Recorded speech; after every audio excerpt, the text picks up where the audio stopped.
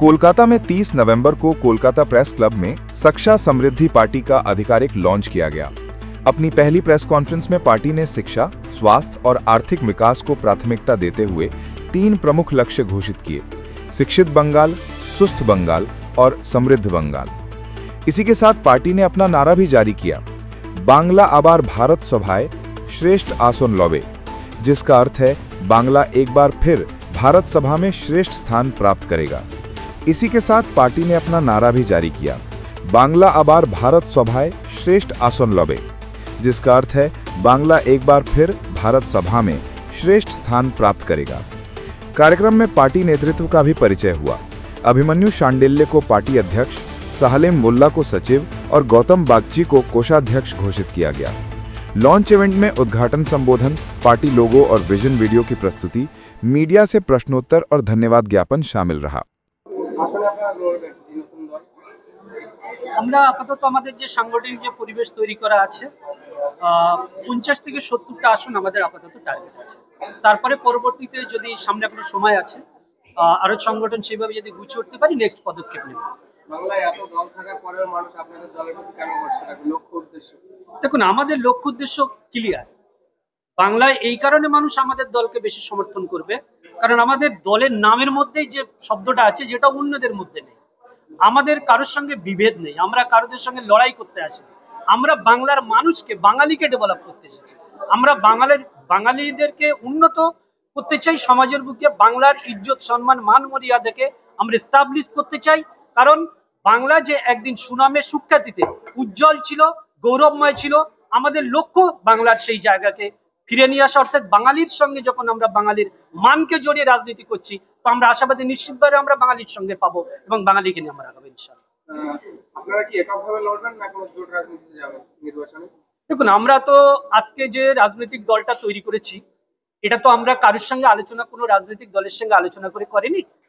যেহেতু আমাদের দলটা আমরা নিজেরাই তৈরি করেছি তো আমরা আমাদের মতো পথ চলবে, এটা আমাদের প্রথম সিদ্ধান্ত।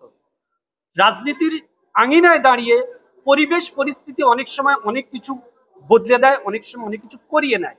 যদি কোনো রাজনৈতিক দল আমাদের সঙ্গে এবং তাদের চিন্তাধারার মধ্যে মিলবন্ধন ঘটে, আমরা দেখতে পাই যে এরকম একটা সিচুয়েশন তৈরি হচ্ছে যেখানে প্রয়োজন তাহলে সেই বিষয়ে আমরা পার্টিগতভাবে সিদ্ধান্ত নেব, একে অপরের মধ্যে আলোচনা করব এবং যদি মনে হয় সেটা বাংলা ও বাঙালির জন্য উপযুক্ত হবে সেক্ষেত্রে আমরা নিশ্চিত সেইভাবে ভাবব।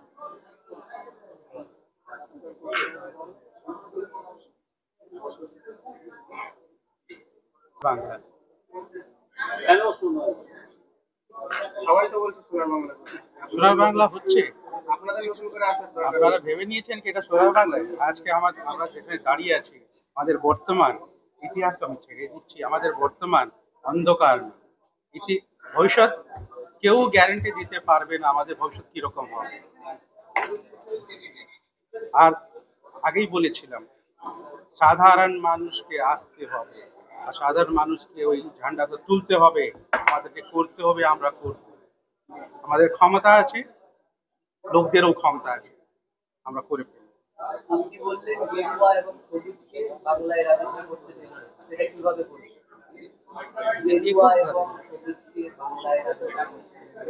খুব ছোট্টখাটো তো বলেছিলাম আমরা, আর আমি বলেছিলাম যে আমাদের এই ব্লুপ্রিন্টটা একদম রেডি আছে, তৈরি করে ফেলেছি আমরা।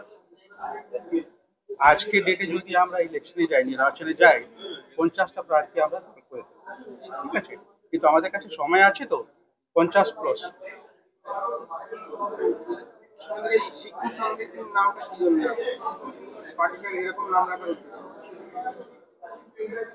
আমার বন্ধু শাহ আলম যা বললো, আমাদের যে উদ্দেশ্যটা এটা পার্টির নামের সঙ্গেই আসছে।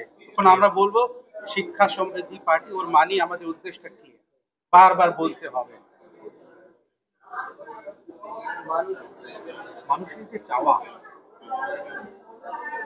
মানুষ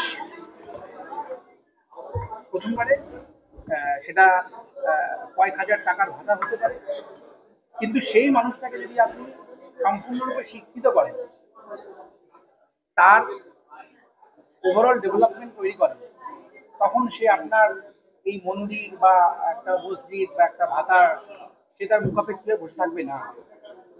আমাদের কাজ মানুষকে তার সেই সঠিক জায়গায় বসানো যেখানে সে নিজের প্রত্যেকটা ভালো মন্দের দায়িত্ব সে নিজে নেবে এবং সে নিজেই সেটাকে বিচার করে এগিয়ে যাবে।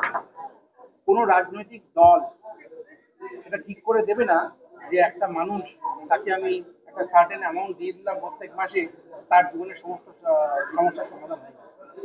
লক্ষ্মীর ভান্ডার পাওয়া বা ঘুরে যাওয়া মানুষের বাড়ির বাচ্চা পড়াশোনা করবার পর তারা যখন চলে যায় তাদের যে অবস্থা বয়স্ক মানুষ সেই কাজে দেওয়াতে কিন্তু আরো প্রয়োজন এবং এই মানুষগুলো থাকতে শুধু মা বাবার পাশে দাঁড়ান। একটা শ্লোক আছে, আনো ভদ্রা ক্রতবো যন্তু বিশ্বতা। আমি রিপিট করি, আনো ভদ্রা ক্রতবো যন্তু বিশ্বতা। ওর মানে হচ্ছে চারিদিক থেকে আমাদের মনের ভিতরে ভালো নলেজ বা ভালো জ্ঞান আসুক। Let the noble thoughts come to us from all directions. এরই প্যারালাল আমাদের কোরআনে একটা সূরা আছে 20:114, ওয়াকুল রাব্বি জিদনি ইলমা। আবার রিপিট করব, ওয়াকুল রাব্বি জিদনি ইলমা। এর মানে হচ্ছে, O Allah increase me in knowledge. Education, শিক্ষা। হোয়াট ইজ শিক্ষা? শিক্ষা আমাদের ভিত্তি, আমাদের সমাজের ভিত্তি। শিক্ষা আমাদের মেরুদণ্ড। শিক্ষা আমাদেরকে পার্থক্য করে কাদের থেকে? জীবজন্তু থেকে। আমাদের সমাজ আছে, আমাদের সভ্যতা আছে, উই আর সিভিলাইজড পিপল। আমাদের মাথা আছে, আমাদের বুদ্ধি আছে। এই বুদ্ধির জন্য আমরা কি করেছি? একটা সিস্টেম তৈরি করেছি, education. Education is the foundation of any society and any civilization.